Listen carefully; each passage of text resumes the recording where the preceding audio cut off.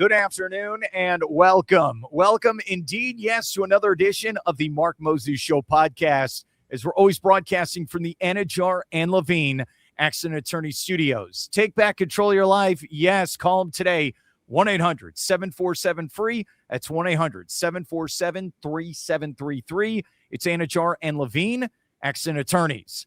Now, this guy's been very busy the last couple of days. I don't know if he knows he's in Orlando or Detroit or who knows where, but he does a great job with the Orlando Sentinel covering the Orlando Magic. He is Jason Beede. Jason, how you doing today? I'm doing well. It was nice to get a full 8 hours of sleep Monday going into Tuesday. I think today's Tuesday, honestly. I'm not really sure. I was ready to go to Cleveland. I was ready to go to Toronto. I was ready for a coach to be fired. I was ready for exit interviews. Everything was on the table, and that's all you can be, is just prepared for whatever happens. And Magic season came to a close in Game 7, so here we are. It's very disappointing, but that's the reality. So let's start with the obvious question for you then. Jamahl Mosley was fired yesterday by the Orlando Magic. In your eyes, you covered this team. Why did he get fired yesterday by the organization? Yeah, I think very basically, in sports, messaging gets old. And I think Jeff Weltman talked about it. They need a new perspective. Jamahl Mosley is a fantastic person to work with, to deal with. Like, I have no problems with Jamahl Mosley, the person. Jamahl Mosley, the coach, is a great coach. He's going to land a job probably pretty soon. There are openings like the New Orleans Pelicans that have been tied to him already. And I'm sure he's going to land on his feet somewhere and continue to be a great coach in the NBA. The reality is, after 5 years and 3 years specifically with the same result, a first-round exit, blowing the 3-1 series lead, a frustrating season that came with such high expectations where you need 2 playing games to even make the playoffs, coaches are going to get fired, regardless of who the person is, regardless of how good of a job they've done. And that's just the reality of the situation. I think Jamahl understands that. I think he took it with class. He released a very classy statement shortly after. And that just says so much about who he is as a person and as a coach. And I think he really enjoyed his time in Orlando. But after a certain time, the message just gets old. And that's, I think, what happened here. Is it a big what if? Meaning, if they close out the Pistons in that second half, we're still playing basketball, he's the coach. Is it just like an alternate timeline when you think of a what if now with this team? Yeah, I think the what ifs, it would have to keep going on. We saw a couple of years ago when Cleveland beat Orlando in 7 games, and Cleveland still fired J.B. Bickerstaff, Jamahl Mosley's close friend, after winning that series because they lost in the second round, I think, in 5 games to New York at the time. Yeah. So, no, I still think when you look at this entire series and this season as a whole, it was still underwhelming. Even if they had found a way to win Game 6 and maybe even win Game 7, Jeff didn't reveal when he came to this decision, even though I asked him when did he make this choice to move on.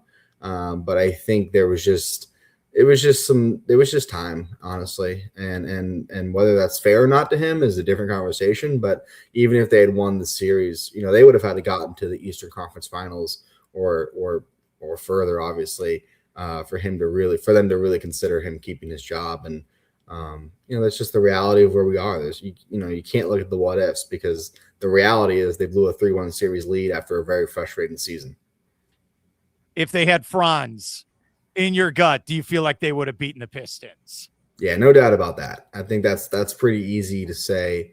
I think Pistons fans would admit that. I think Pistons fans, it was really interesting to see Pistons media, podcasts, radio shows kind of like go, man, too bad Franz is hurt, but we have a really good chance to win the series now. And that says, I think, a lot about the Magic, right? They were up 3-1 on a 60-win number 1 seed.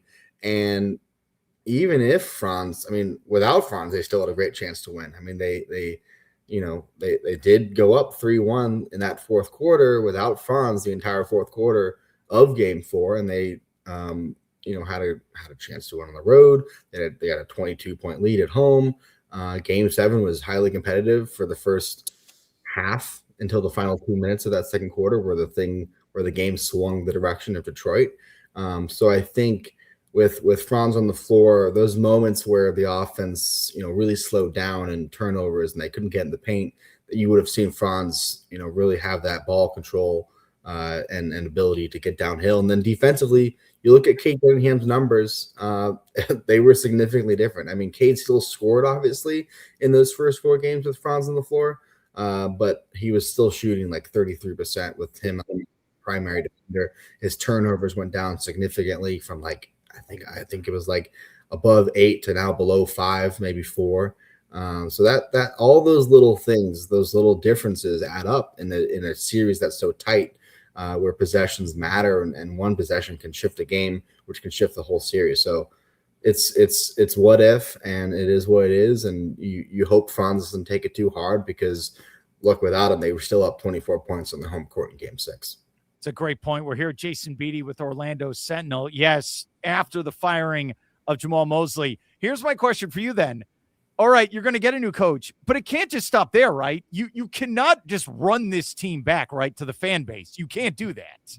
No, and I think Jeff's aware of that. I mean, he made it pretty clear they need more shooting. They need more veterans on the bench. That bench, I think an underlying point, yes, you can point to the health of the team being a factor. Obviously, when you don't have 3 of your best players on the floor last year, and then this year, Franz again deals with a significant injury. Jalen misses time. Paolo missed some time early in the year. It's still, you look at the depreciation of the bench. If you go back to 23-24, Orlando's bench was the best in the league. Obviously, when Mo Wagner went down with an ACL, you lose a 6th-man candidate of the year in him. But at the same time, you look at the number of players on the bench that just weren't playable in this playoff series. That's a problem. And you look at, even though Boston was eliminated, their bench, 3 of the guys started the game 7, and maybe that kind of led to their outcome in Philadelphia. But, Jeff talked about it. They need shooting. They need more veterans on the bench. And they need to take a long look at their starting lineup and understand that if they're going to get something, they have to give something. And that's where the difficult offseason begins for the front office. All right, I have to be honest with you. I've been here for this whole front office. It's almost been a decade, and they keep saying we need more shooting. This has to be a legitimate question. We know what you got to do. Is it put up or shut up time, especially after getting the contract extension? Does this front office, do they finally have to put this together for next season? Absolutely. I mean, they made efforts. If you look when they signed Kentavious Caldwell-Pope, yeah, he was a shooter, but it wasn't enough. They traded for Desmond Bane, and obviously Desmond is a great shooter, but at the same time, he wasn't enough. He wasn't just one guy is not going to change it. It needs to be multiple guys that can shoot the ball and make open shots. I mean, you saw the impact that Jamal Cain had at certain points in this series. Jamal Cain, respectfully, has been a two-way player his entire career. And for him to have that impact, I mean, it's amazing. Yes, Desmond Bane was a great addition and everything they wanted and worth the picks and probably some more, but they need more. And when they signed Tyus Jones, they thought that's what they were getting, and Tyus couldn't shoot and he was too small on defense. They knew that, and that's why they traded him. So they've missed on some free agents the last couple of years, and they know that this summer is huge, even with the contract extension, knowing that your job is safe a little bit longer, because you can't have a potential 4th first-round exit again. Okay, if we're just getting it all out there, right? We're ripping off the Band-Aid. They've missed in the draft as well. All right. In my opinion, you hit on Paolo, you hit on Franz. All right. But some of these other guys, it came out in this series where I need more from Anthony Black. I need more from Tristan Da Silva. I can't, you bring up Kane. Why is he playing crunch time minutes? You could tell I watch every game. I cover every game. Just like you do a phenomenal job. I want more. And I want to get out of the first round. And I am excited for this offseason because I want to see the moves they make. Do you feel that way as a guy that covers the team? Yeah, absolutely. And I think Anthony Black, his season kind of sunk a little bit when he dealt with that abdominal strain issue. Because before then he was going to be a candidate for one of sixth man or most improved player. Like he was going to be on a lot of ballots for that award, and he had he showed that he's capable of scoring. And if they had the version of Anthony Black that was putting up 20, 30 points a night on any given night, I'm not going to sit here and say the series would have gone differently, but certainly, you would have had a better offensive output. And then I think Tristan da Silva, it's interesting because you want to say, oh, he's just a second-year player, but he's also went to college for 4 years. So that's when he was drafted. We were like, well, what is there that high of a ceiling with a prospect like that? And, because he was an older prospect, they were able to start him X amount of games last year during his rookie season when Franz and Paolo went down, and they were able to spot start him quite a bit this year when Franz went down again. But certainly, though, you'd like to see more from your bench and your quote unquote young players. I mean, look, we've just talked about Anthony Black, Tristan da Silva, and Jamahl Cain. We haven't even mentioned Jett Howard. So that's where you go and you look at another draft pick that did not pan out very well. They didn't even pick up his rookie option for next season, so he won't be on the team unless they decide to re-sign him on some small contract. It's possible, but that seems that would be surprising to me. All right, real quick, and I appreciate coming on. Tell me what it's like seeing Paolo those games where he's dropping 45. And then I kind of blacked it out of my head. What do you have, 38 in game 7? Dude, first off, why is he not doing that at the Kia Center? Why is it always a road game? He goes crazy. That I don't get. What was it like seeing that in person? Yeah, it was spectacular. I mean, the ball wasn't even hitting the net. It was just going right through the rim. The net would barely move. It was, as a competitor myself, like I grew up playing basketball. And you have those moments as a kid, but like to hear the crowd inside the Little Caesars Arena react when Paolo would drain a three or hit a big shot or whatever, there we go. Oh, there he goes again. Damn, he's killing us today. Like those were some of the reactions because the media is kind of like around the crowd or the crowd surrounding the media sitting in the arena. So that was just kind of like entertaining as like a competitor myself, like hearing there goes that guy. We can't slow him down, and that was pretty cool to witness. But yeah, he's just spectacular. And to your point, like, why does it happen on the road? I'm not really sure. The Magic are now, I believe, 1-7 or 1-8 when Paolo scores 30 or more points in the playoffs. So there seems to be some sort of tricky balance. The argument to that is, well, he shows up in the biggest games and the rest of his teammates don't. My point is, well, he deserves help, and obviously, if you have Franz Wagner in those couple of games on the road, maybe things go differently with that record there. But they have to figure out a way to get more offensive production, and guys are going to get theirs, and Paolo's going to show up no matter what. Like at least he is you've known it now 3 years in a row. He's a playoff riser. There's nothing else he has to prove, I think, in the postseason because of what he can do. The reality is he needs more help, and it needs to be consistent help. It can't just be one game here, one game there. It needs to be consistent. And that's where they miss Franz, especially. All right. This reminds me, and this is going to go old school. This is like Shaq. You got to get him as Penny Hardaway, right? You got to get him. Someone's got to get the ball to Shaq and space that floor. It feels like with Paolo, he doesn't have a guy that can consistently get him the ball. And that's also with Franz. Get Franz and Paolo the ball as much as you can. Get outside shooting. Now, I get it. These guys don't grow on trees. This is not like the NFL draft. Right. It's not easy. But I feel like, do you feel like that next coach, Jason, we got to switch? This identity on offense has to look different next season. Right. And I think the name that we haven't talked about is Jalen Suggs. And Jalen did not shoot the ball very well. In fact, he shot the ball very poorly, especially in those last couple of games in this series. And I just felt like Jalen was a bit too nonchalant at times with the ball in his hands, making overly complicated passes behind the back. I mean, there are times where, he's able to pull some of that stuff off and it looks really clean and stuff. But you look at the Paolo passes that he was making to Wendell Carter or whoever it was in the paint. Those were sharp, well-intended passes. And I think as much as the Magic would love Jalen Suggs to be that starting point guard, they've tried it now multiple years in a row.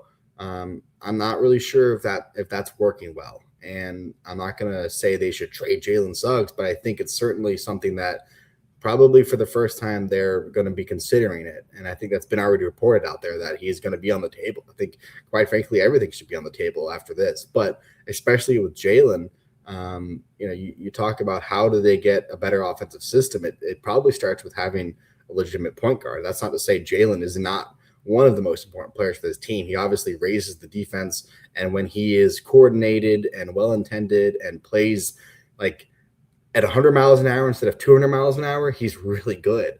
But we just saw too much of the other version of Jalen, and I think it would be great to see what he looks like in a different offensive system where things are maybe a little bit more, lined out and more roles determined and clear. And here's XYZ rather than, let's just go and try and create advantages in the pick and roll game. It needs to be, you go here, this happens, and then this. And if it doesn't happen, there's plan B, plan C, plan D. I mean, it would be great to see what that would look like in a new offensive system that's just more well coordinated. All right, let's end with this. I just want you to know it's only been one day since the last coach was fired. My social media text, all right, I think everyone's a candidate. Everyone's on the table, right? But I know you don't have a definite answer, but are there names you're hearing right now for the job? Yeah, I mean, I think Billy Donovan is a name that has had a lot of buzz. Apparently, Tom Thibodeau's potentially interested in the job. There's Mike Budenhauser that is a veteran coach. There's been reports that Dusty May could be a name. I mean, there's going to be a long list of names interested in this job, and I think Jeff said he's already heard from a number of candidates that are interested. It's a highly attractive job. Like, I think it's probably going to be, depending, unless there's some like surprising firing when these playoffs come to a close or as teams get eliminated, it's probably one of the best jobs out there, given you have Paolo Franz and Desmond Bain and Jalen Suggs. And it seems like a team that's on the precipice of being able to make deeper postseason runs. They've come really close over the last 3 years. I mean, they've lost 2 Game 7s in the last 3 years. Like, not many teams can say that because there's only been 158 Game 7s all time in league history, and 2 of them have involved this current Magic team. So I think, Jeff didn't expectedly, Jeff did not share many details. I mean, he wouldn't even go as far as to say, we need an experienced coach. Like, Jamahl Mosley was a first-time head coach, and it showed at times. And that's not no disrespect to Jamahl. I think he grew over his 5 years, obviously. But at the same time, it wasn't like he came out here and said, we need a championship pedigree coach or something like that. Like, Jeff said there's plenty of young coaches that haven't had their time yet, and they're hungry. And that's what Jamahl was when he got hired. So it's going to be, knowing Jeff, he's going to take his time with this. He's going to talk with people. I think it sounded to me like he's extremely interested in finding out what other people think about the team. He said that time and time again. I think like they're going to sit down, have conversations, and ask the same questions that we're asking. Like, what is your plan to get the most out of Paolo Banchero? What is your plan to get the most out of Franz Wagner? And quite frankly, what is your plan to have both of them on the court? And how does that work? Because they're, even though Jason Tatum and Jaylen Brown prove that you can win a championship like that, there's been a lot of questions about whether or not those two can fit. Even though they've proven obviously they can, there's just some doubts around the league as to what that looks like. And I think there's going to be a lot of names as there should be, because it's an attractive job. Great answer. I just want you to know you did a phenomenal job all season covering the team. I know it's one of those things where it's like, all right, maybe I could take a nap for 20 minutes. Then we're going to have to get back at it. But I just want you to know, and everyone watching, listening to this, I've been here since 2013, watching this team, going to those games. The fan base is awoken. They are awake again. They are hungry. They want to win. Like, I'm excited from that. I was there Game 6, leaving that arena like you. They were not happy. But, like, moving forward, I think there is excitement. Do you feel that way as well, Jason, about the fan base? I think the team, and I don't say the players, I'm talking about the franchise, the organization as a whole, they kind of have to re-earn that trust back. I think that Game 6 is really going to stick with a lot of people. There's going to be some, like, I asked Anthony Black in the locker room after Game 7 what I thought was not a difficult question. I wasn't expecting him to answer it any sort of way. I just said, what's going to stick with you from the season? And he could have gone, well, it was so great creating memories with all my teammates and blah, blah, blah. Give some canned answer. He looks at me and he goes, losing Game 6. So that's going to stick with the players. That's going to stick with the fan base.